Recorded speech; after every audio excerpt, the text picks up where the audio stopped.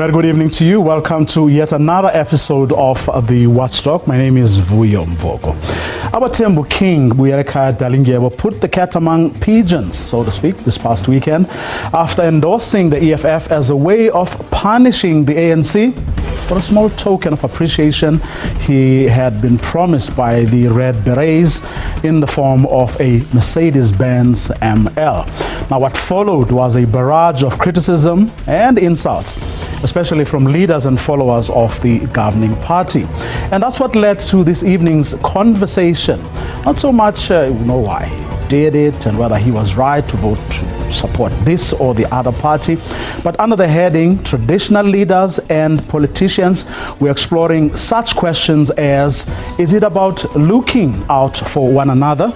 Is it about covering each other's backs? At whose expense? And what has history taught us about this relationship? The Watchdog starts right now.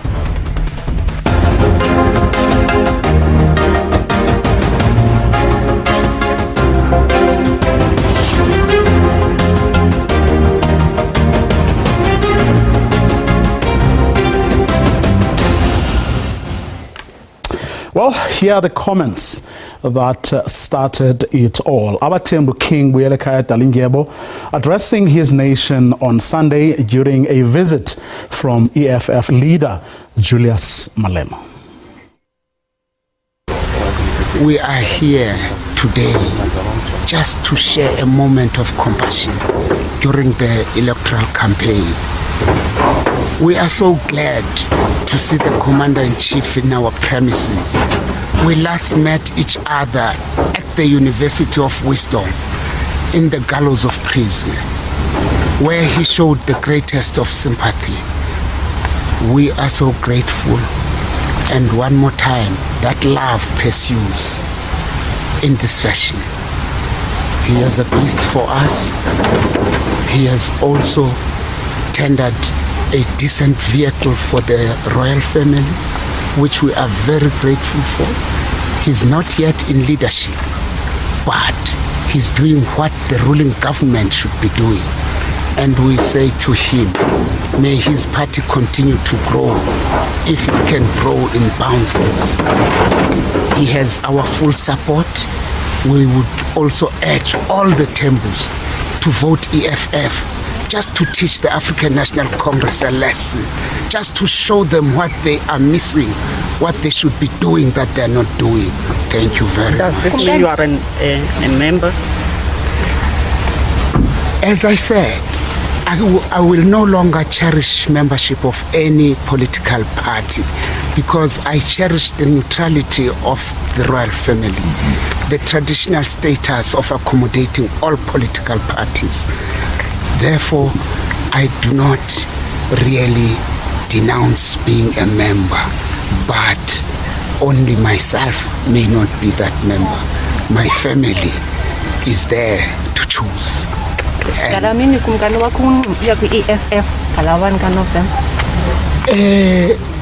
Traditionally, I'm not supposed to vote, but when I'm pushed, I will vote for EFF. I'm not supposed to vote, but if I have to, I will vote EFF. I will always support the toiling masses outside governance. Abatembu King Buyeleka Dalingebo. Well, here to help us make sense of it all, let's welcome Congress of South African Traditional Leaders General Secretary Zolani Mkiva, Professor Siao Ngubane from UKZN, who is also the Commissioner and KZN Convener for the Commission for the Promotion and Protection of the Rights of Cultural, Religious and Linguistic Communities. We are also joined by Sibusiso Mnyanda, who is a cultural historian and author, as well by adjunct professor and historian Jeff Perez, who joins us on the line. Good evening to all of you, gentlemen. Thank you so much for giving us your time this evening. Thank you. Thank you. Good evening to you and the viewers of the SABC. Thank you for having us. Thank you. Thanks, John. Perhaps I should start with you, Sibusiso Mnyanda. Just what you made of the King's comments there from the bit we were able to play.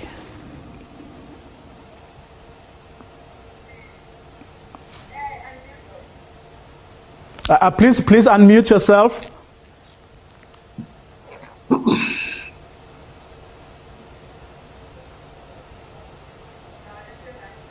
Okay, we still can't hear you.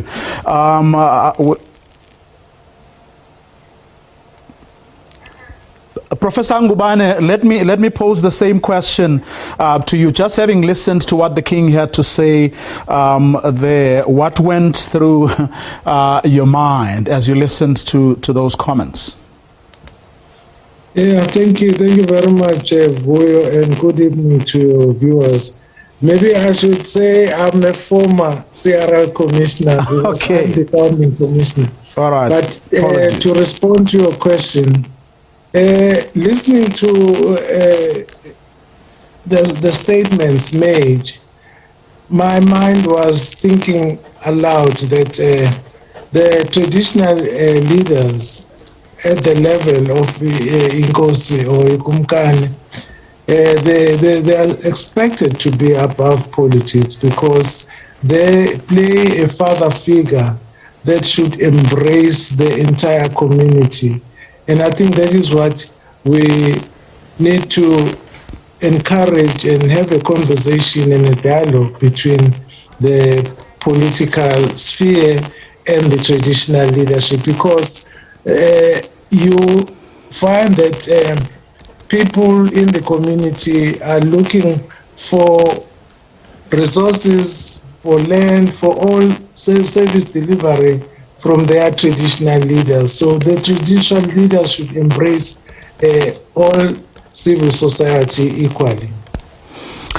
Sibusiso Mnyanda, I want to come back to you before I come to Zolani Mkiva, because I want to ask you from what Prof that just said, that the kings especially are supposed to be these father figures.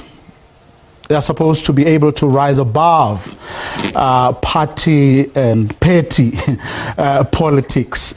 But has that been happening? What is history telling us? Okay, we seem to have a problem again with that line. Jeff Perez, your thoughts on whether, in fact, traditional leaders have actually carried them as such in the way that, okay, we seem to be having problems all around. We're going to take a quick ad break. Hopefully, technology is going to play ball after this short ad break. Don't go away.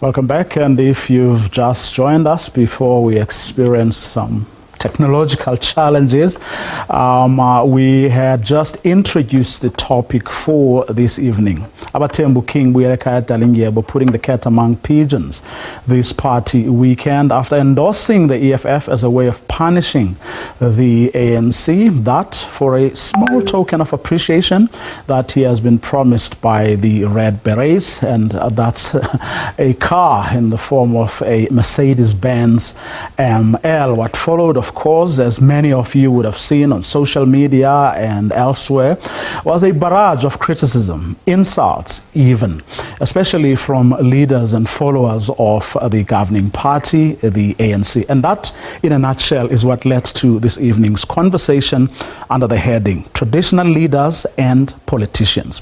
Is it about looking out for each other? Is it about covering each other's backs? At whose expense? And what has history taught us about this relationship? And those are some of the questions we are asking this evening, and hopefully our panel is going to help us answer those. Professor Jeff Perez, I'm going to come to you, and the question I was asking before we had to take that rather abrupt break is whether, on the back of what Professor Ngubane said, that kings especially are supposed to be these father figures who are able to rise above, politics, because people look up to them for leadership, but also for a whole host of other things, including service delivery. So what I was asking was whether, from where you see it, as a historian, what is history telling us about the relationship between traditional leaders and politicians? Thank you. Good evening to everybody, but can you hear me? Yes, we can, loudly and clearly. No, thank you. I think that it would be a difficult thing to take King Dalingebo as no king is ordinary. Every king is by definition extraordinary, but King Dalingebo is, let me say, his own person. He's not reflective of kingship in general, and he's made it very clear on more than one occasion that he believes that the royal prerogative extends far beyond what is allowed by the South African Constitution. And I don't believe that by appearing with the EFF leader, he is endorsing the EFF. He was certainly made it clear that he was not doing that. He made it quite clear that he felt that the ANC needed a lesson.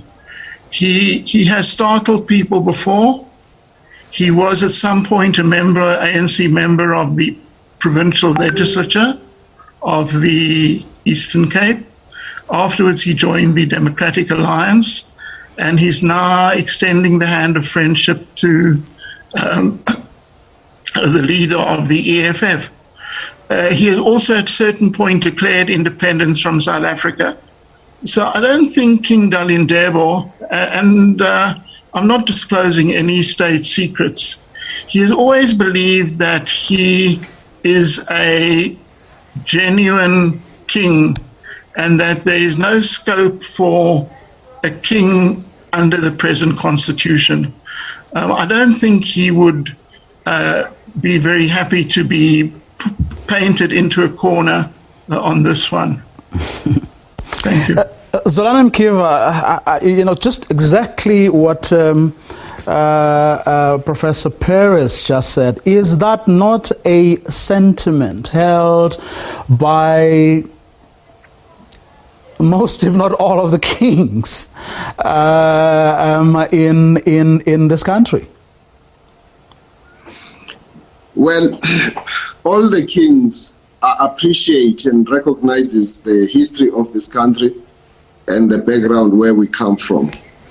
And the contradictions that are entailed in the politics of South Africa are such that there is no way that the traditional leadership can completely negate politics because of the politics of the country still needs much to be normalized, so to say, before we can begin to say that they have to stay above politics. But what I would want to say with regards to what had occurred there, all the kings and all the traditional leaders should embrace all the politicians of the country when they come to their areas wanting to interface and converse with communities. Of course, traditional leaders, as well as kings in particular, cannot really be involved in petty, as you say, and party political equation. But the difference is that we have the ANC, Ngumbutho Wesizwe, which was founded by the kings and the institution of traditional leadership, primarily in this country. And that on its own tells you a lot about the relationship between the politics as well as the institution of traditional leadership in this country. We cannot negate that reality. His Majesty King Buyelekai Dalingebo himself is in essence the child of the ANC, having grew up in exile, being trained and educated by the very ANC, came back. And of course we do know, as Professor Jeff Perez says, that he has got this kind of unique circumstances around him, given the fact that he at some point he was jailed by the new government of democracy, and therefore he is of course angry with the fact that he was jailed, because he is of the view that like many others will also support him in that instance, that a king in a liberated country cannot be jailed, because jail and prison itself is an instrument of coloniality. But be that as it may, the statements that are coming out of His Majesty are contradictory, because he also says exactly what we are saying, that he is the father figure. He has to embrace everybody. He cannot be seen to be favoring a particular political party, as it were. So, I mean, any given struggle has got its contradictions, and I think in this instance, it is a manifestation of that when it comes to the interaction he has had with the leader of the EFF. Siaungubane, I hope you can hear me. Yes, loud and clear. Okay, now, to what extent, though, to what extent is this a problem or a product of politicians refusing to adequately deal with this matter once and for all? I mean, as much as Chapter 11 of the Constitution states that the status and roles of traditional leadership are recognized, and the government acknowledges, you know, the critical role that traditional leadership institutions, you know, need to play, and so on, the traditional leaders themselves have been complaining, all of them, about the treatment that they are getting from politicians. They have been complaining that they are not getting, or they haven't gotten, the status that they deserve. And on the other hand, you often hear all these arguments from politicians who talk about such things as, yes, but also, you know, we are, you know, committed to strengthening the traditional leadership institution, but we should also talk about reforms that are perhaps necessary on their part. So as a result, we haven't really gotten, you know, very far, if anywhere for that matter, in actually dealing with the very real concerns of either party. Isn't that the reality? I would agree with you, Vuyo, that there are quite numerous constitutional imperatives in terms of integrity and legitimacy of the roles and the place of traditional leadership. And I think this needs that we need to proper manage the relationship between the politicians and traditional leadership, because the previous regime took traditional leaders to be in charge of Bantustans, which separated them from the administration of the country. So in the new dispensation, I think we need to redefine their roles and their relationship. Although, as we have highlighted, that Chapter 11 recognized the traditional leadership. We've got the Contralesa here, Baba Uzolani Kibu, and also the recognition is there, but the relationship still lacks. And there is also a conflict of power, who holds power between politicians and the traditional leadership. I can just put an example between ward councillors and Izinduna or even Amakosi. There is that struggle and that conflict of power that exists, which I think it needs proper management. We need to manage those relationships so that we can have structures or mechanisms that can define the areas of authority.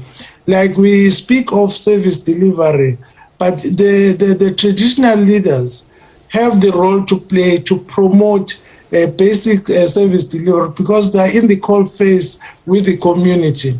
But now we find that the councillors also play the same role. So I think we need to have a clear definition or guidelines that will separate the two roles and responsibility in the democratic society. I think that's where the problem is, because we as South Africans, we are more concerned of nation building, where I think traditional leadership can play a pivotal role.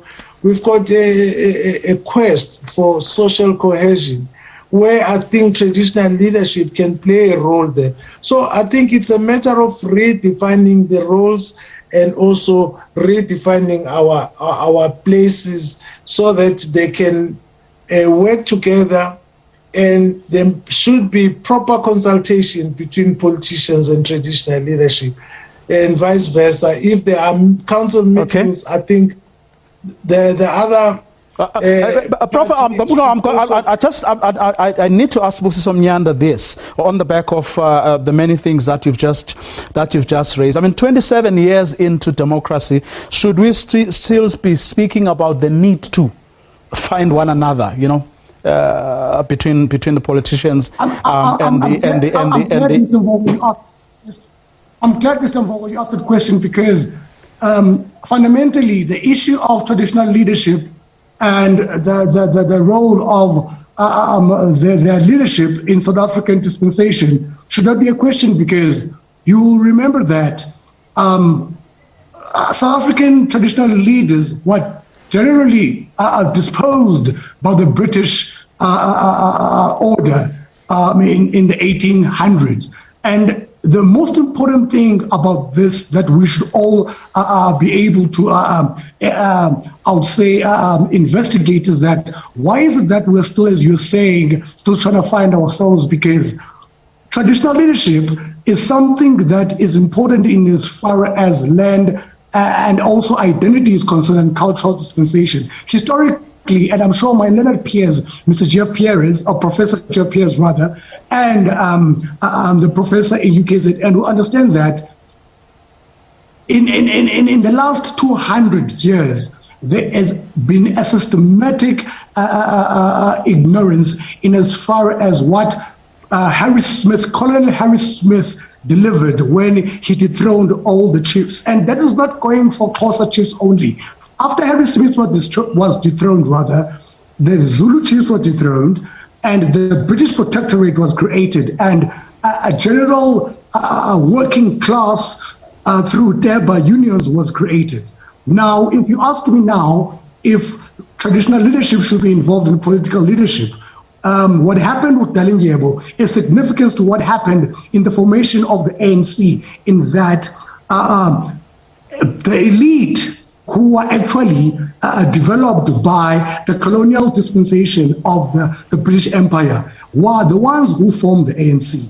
Nalenkomo, the cow that you see that Julius Malema brought to the fore, is the same symbolisis of the cows that were delivered, the 100 cows were delivered in Bloemfontein, that were needed by the Temple Nation to coalesce with the ANC of the time to form what we know now as what we call the leadership of the ANC, which is not delivering anything for traditional leadership. It calls it customary law. What I'm trying to point out to everybody right now is that South Africa is in the problem of not understanding how the general dispensation happened, because British colonialism is still at the fore. Now, one might think that I'm speaking there and there. Utatu Dalingebo was a scholar of Lovedale. His father was a scholar of Lovedale. These are British institutions that were developed to create a new working class, a new black working class that would eventually be what you see today, delivering a false promise of changing the lives of people into a new democracy. There's no democracy without traditional leaders. There's no land without traditional leaders. Traditional leadership was dethroned by Harry Smith in in the late 1800s, closer to 1853. And when he called himself Inkosi Nkulu, he then delivered a word, a reverberating word that says that the British colonial power will and forever be in South Africa, be in power, unless we are able to deal with the identity crisis that the kings themselves are facing right now. And I say to you again in faith, that's what's happening right now in Swaziland. That's what's happening right now in KwaZulu-Natal. That's what's happening right now with the Hlubi kings themselves. The Hlubi kingdom is not in any position of leadership, but they are in a place of telling everybody what is the history of this country. But because of the way this country has been designed, we cannot be able right now to practice a history that is utilitarian, that is able to tell a history that is independent of colonial dispensation. The ANC has always been a mission of society. It has partnered with Glasgow, and today we're having this conversation because we are about to have municipal elections. The municipal elections that are happening right now are nothing but a charade. There is never going to be a possible South Africa that is independent of racial theories and racial fallacies, and also traditional leadership will never be able to be recognized until the British protectorate and also the laws that were established in 1910 actually interrogated in the form of a commission that is similar to the one that put our former President Jacob Zuma into the position that is in right now. I beg to argue this question right now, Mr. Mvogo. You know, Prof. Perez, I was going to come to you, but I need to bring in Zolani Mkiva here because of what our last two panelists just raised around the ANC. Incidentally, this one time I happened to have been part of a conversation where from Abatembu, Ngangomhlaba Matanzima raised the issue of the fact, in fact, went back into this very history that both of you were talking about, of the establishment of the ANC in Bloemfontein, of the, well, African Native National Congress, as it was then called, in 1912, saying that the leadership that actually gathered there was led in the main by the political leadership, the religious leadership, as well as the traditional leadership, but then went on to lament the fact that it is the very ANC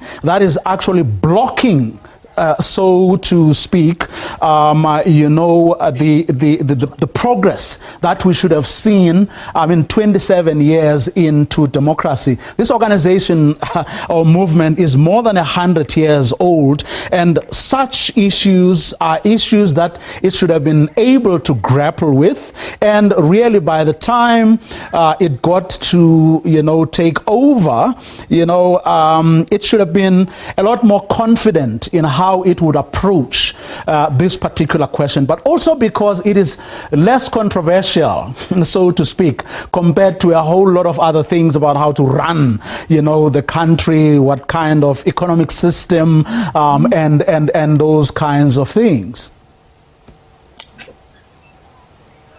Okay, we seem to have lost Zolani Mkiva there.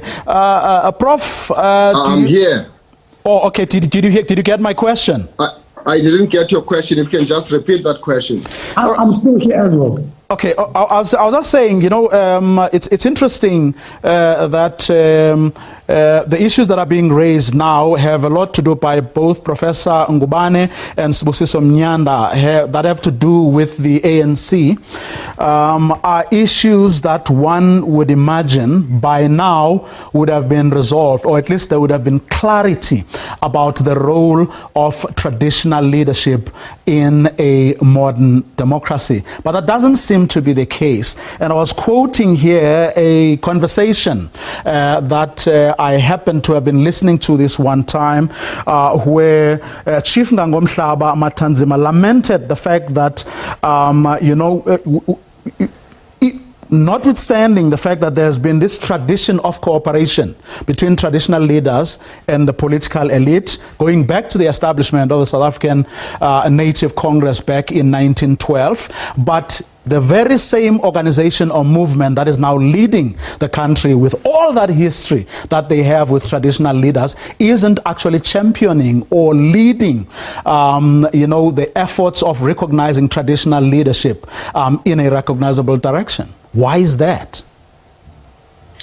Well, it's an engagement that I think is continuing, and it is for that reason that Contralesa has been making this demand on the part of the ANC that they ought to honor some of the things that we had agreed on prior to the interim constitution, because at that point the powers, the role and the functions of the traditional leaders were definitely entrenched into the hands of the institution of traditional leadership. But it was the new constitution, which was then adopted in 1996, that changed the dynamics, particularly Chapter 11 and Chapter 12. But now, do you understand why it becomes particularly important to bring someone like you? Because right there, where you just ended now, or where I barged in, when the ANC wanted you on your side, wanted you guys on their side, these things were understood. And then, the new constitution kicks in, and then it's a different ball game. Mm-hmm. And considering the fact that, your history is steeped in the Congress tradition, given that the differences that existed between traditional leaders in the UDF days, but also the history of traditional leaders who were loyal to or supported the Congress movement. So in other words, in so many respects, you are a child of the governing party. In fact, at some point, you were even toying with the idea of you are putting it wrongly, Vuyo. How so? The ANC was established primarily, as I indicated earlier on, under the stewardship of the institution of traditional leadership in this country. Mm-hmm. That is why in 1912 you had a senior house in the ANC, which was constituted by the kings, and King Dinizulu, for instance, was the honorary president of the ANC. So this is the history of this liberation movement, not what now we are talking about as a political party. As a liberation movement, it had a task to liberate this country, to restore the land to its own people, and to ensure that all the citizens of this country are equal before the law. So there is no way that we can completely cut ties with the ANC, because we gave birth to the ANC. No one is arguing. No one is arguing you should cut ties. But so one is trying to understand how it came to be that the very movement you're such an integral part of, right, then got to, so to speak, betray your hopes and aspirations. Because I'm saying to you, and I was quoting Chief Ngangomhlaba Matanzima here, that yes. Traditional leader after traditional leader laments the fact that the ANC is not delivering what they expected it to deliver. And I was wondering whether you have an explanation for that. At some point in history, the ANC has become a contested terrain where a number of different ideologies and forces at play would like to dominate the direction that the ANC wants to take. And I can tell you without any fear of contradiction that within the ranks of the ANC, there are those leaders who would like to liquidate the institution of traditional leadership because... Okay, so you lost the contest, so to no, speak. we have not. We have not. I mean, we are still firmly there. We are engaging, and we actually have formal interactions with the ANC to ensure that in the final analysis, the ANC itself can have a policy around this matter so that it becomes entrenched now, that there's no question about it, that the institution of traditional leadership will always be the mainstay of the management of the national question in South Africa. Even President Nelson Mandela put it point blank that anyone who thinks of doing away with the institution of traditional leadership in this country does not know what he or she is talking about. Okay. So there's no question about that. The issue is that we as Contralesa, as the motive force, we are engaging the ANC and we're pushing it to a point wherein all these matters can be realized. The fact that, Vuyo, today we have a national house of traditional leaders at a national level, and we have got 8 houses of traditional leaders at provincial level, as well as local houses of traditional leaders. And over and above, we have 882 traditional councils in this country, which find expression in the constitution of this country. What is required is to make resources available so that traditional leaders are able to administer the affairs of their people in the areas of their own jurisdiction. And that engagement is going to, all what we need to do is to harmonize. Can I stop you right there? I want to bring in Professor Perez here. Prof, one wonders whether the modus operandi of apartheid rulers was actually not, shall we say, passed on, you know, to generations that came before, those who came before us, and so on. Because we all know that during the dark days of colonialism and apartheid, the rulers devised a system that was not only repressive, but one that was also that had such things as divide and rule and co-option, which then logic and common sense would suggest that what you have now is to an extent a diluted system, and those whether it's between, you know, modernists and traditionalists, those who are not in favor, you know, of an increased or a dominant or a prominent role being played by traditional leaders, you know, then got to suppress that wherever they could. If they had infiltrated the ANC or were in charge in the ANC, they then got to use their dominant position and the power they had within the governing elite to actually make sure that this issue doesn't go anywhere. Vuyo, thanks. Let me, as a historian, we prefer the past to the present and we don't understand the future. But I would like us to step back, because I think that this problem is so deeply rooted that any other political party or any other governing party would face the same problem that the ANC government is facing today and would find it equally difficult to solve. Because I would like to go really back, not only to the period before colonialism, but to the period before imperialism, because Europe was not always imperialist, and yet the European system and the African system are fundamentally different, were fundamentally different even before the French Revolution. Now, the fundamental difference is this. Europe, since the French Revolution of 1789, has believed in a separation of powers. There's the executive, there's the judiciary, and there's the legislature, which is the representatives of the people. Now, in Africa, the traditional political system was that the king in council, not the king by himself, but the king and his councillors together performed all three of these functions. Now, once you have the imperial setup, everything changes.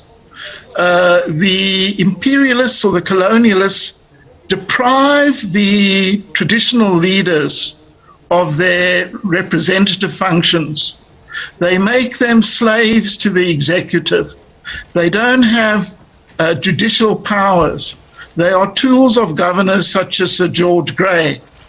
And it is in that context of 1912 that traditional leaders acting now as representatives of the people can fight the battle against colonialism side by side.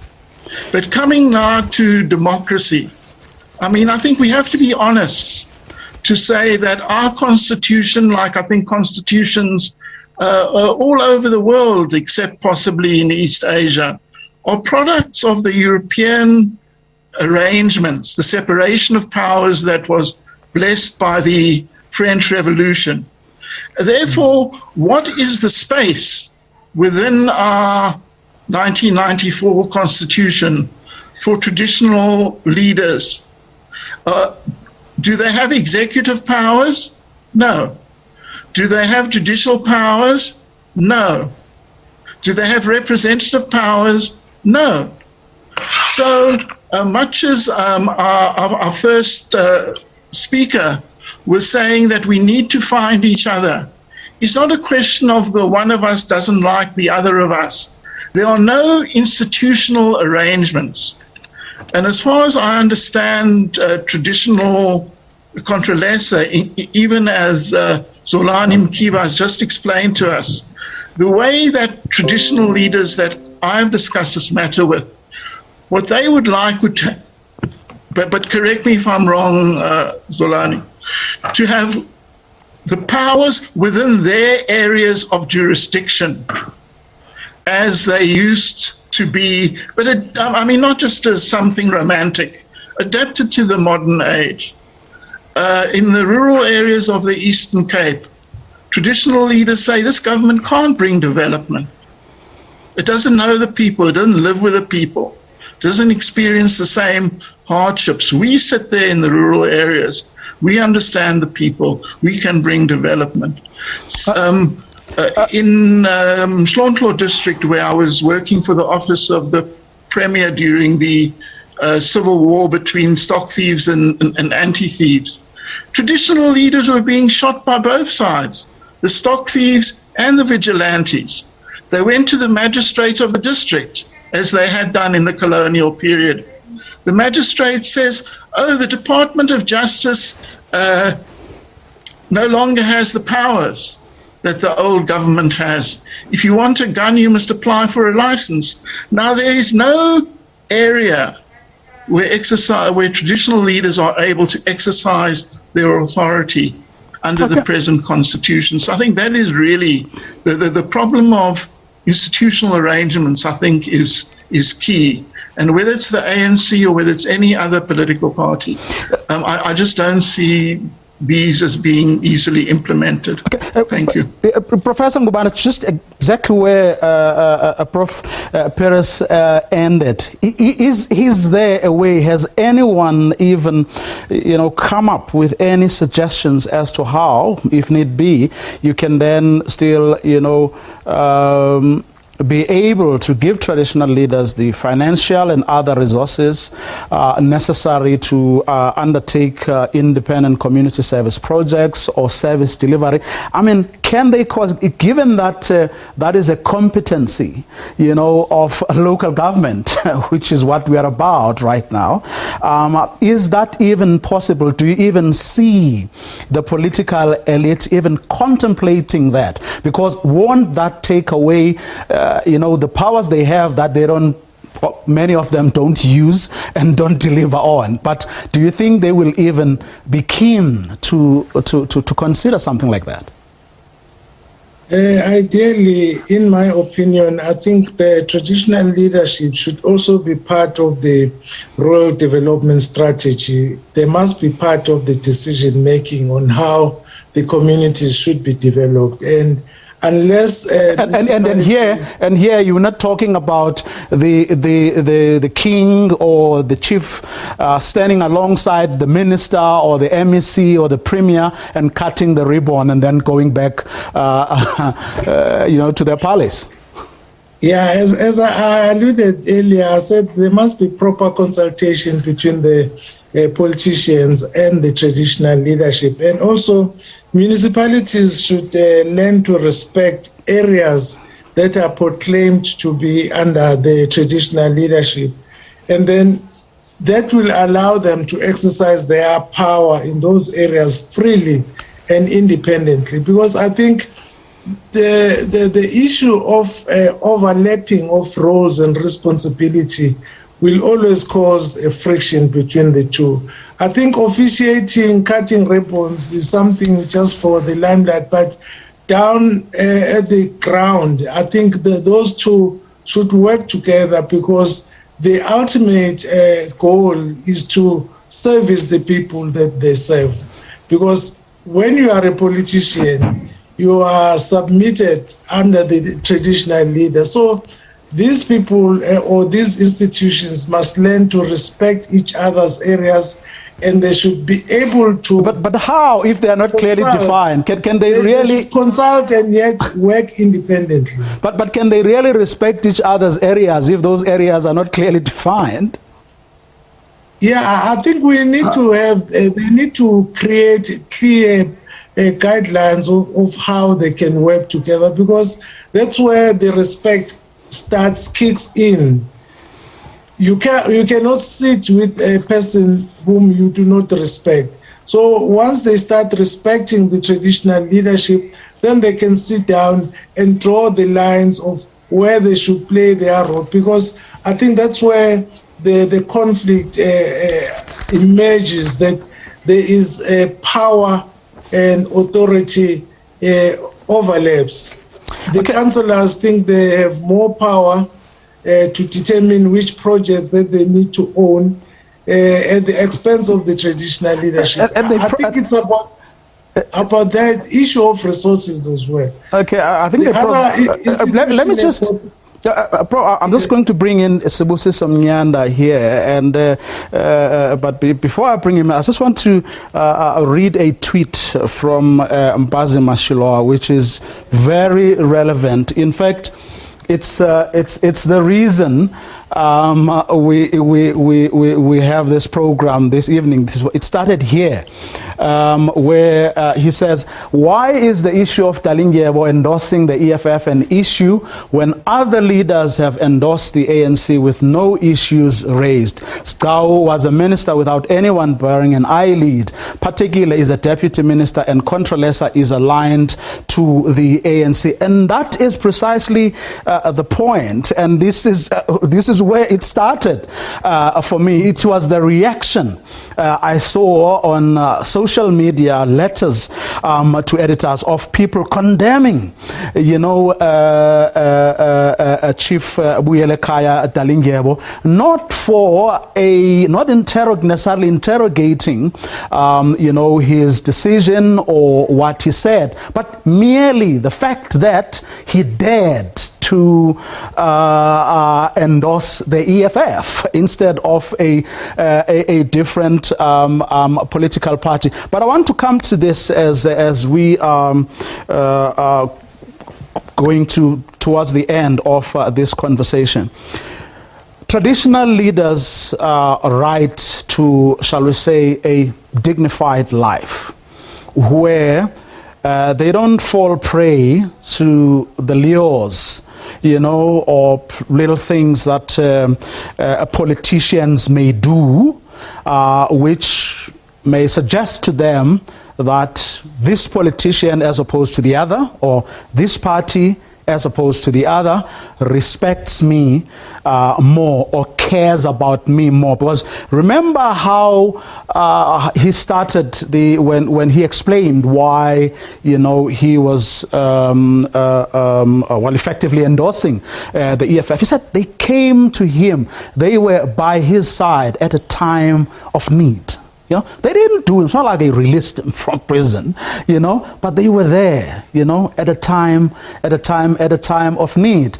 And Mbazi Mashilawa's tweet also reminds me of what happened to Bantu Wolomisa, you know, when he fell out with the prince, with the princess, Sikau. And this is the, I would imagine, bigger reality, because politicians seemingly are only keen to embrace those leaders that are prepared to sing their praises, that want to be next to them, that are going to deliver the vote, because if they weren't, then perhaps these issues that traditional leaders have been raising for so many years would hopefully, or at least some of them, would be addressed by now. Do you agree, Sibusiso Mnyanda?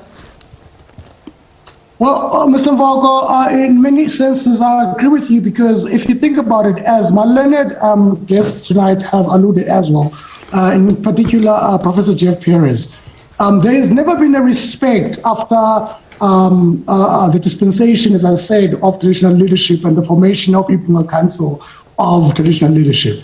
So the formation of the ANC itself, it being involved with some form of traditional leadership at the time, vis-a-vis the Tembu kingship, is directly linked to what's happening right now. Dalingebo, the king himself, and with all respect, the reason why he's able to make this decision is because there is a neo-colonialist agenda that is at play here. And I alluded to this earlier on. There is no way that the ANC could lead South Africa today in 2021 and any other political party, including the EFF, because of the very fact that political leadership in this country was dethroned when our kings through Sir Harry Smith and Colonel George Grey were unleashed by the British Empire to dethrone and demarginalize and take away cultural identity. Now, you told me, Mr. Mvoko, how are we in 2021 going to run a parliament that still has got laws that are not necessarily advocating for the person at the bottom, at the ground? Zolani Mkiva, one would like to believe that voters are a lot more discerning and perhaps a lot more sophisticated than people make them out to be, which is why I said right from the start that the point of this conversation was not really because King Dalingebo dared to support the EFF instead of the ANC or whoever else for that matter. But I don't know how you feel as traditional leaders, but in the end, I think South African voters or voters generally can tell, you know, and make up can tell the difference, you know, and basically make up their minds about who to vote for, whatever gifts and praises, you know, they may get from any politicians. Your final thought? Well, my final thought is that, Vuyo, what we need first and foremost is self-respect and appreciation that first and foremost we are Africans in Africa, and therefore it is important to embrace that which is us from a point of view of our cultural outlook. And there is definitely a greater need for us to have a session where we can rewrite this constitution so that it can resonate with our communities as well as with our culture. Because if you look into the justice system, it is embedded on the Roman Dutch laws. If you look on every aspect of governance, including the guidelines, the thinking is Eurocentric, the practice is also Eurocentric. So I think we are all in agreement around this platform. I think the differences are fewer. And I think what we need to do is to capitalize on our commonality. In order for us to find a way forward as a country, it is important to appreciate where we come from and who we are, so that in that way we can present a document, a living document, a constitution that will not suffocate people, but instead it will complement the livelihood of our people. Okay. So the centrality of the institution of traditional leadership in the South African society is unquestionable because it carries legitimacy and credibility in the eyes of the people. The very movement of the people, the ANC, which was founded by these communities, today it relies squarely on the support of the people who are in the jurisdiction areas of the institution of traditional rule. And so there's no question that it has to work with us. We have to stop it there, unfortunately. Okay, that's Congress of South African Traditional Leaders General Secretary Zoran Mkiva. Professor Sihau Ngubane is from the UKZN. Also, we were joined by historian Professor Jeff Perez, as well by Sibusiso Myanda. And that's where we're going to end the program this evening. Do join us again tomorrow, 8 o'clock sharp. Have a good night.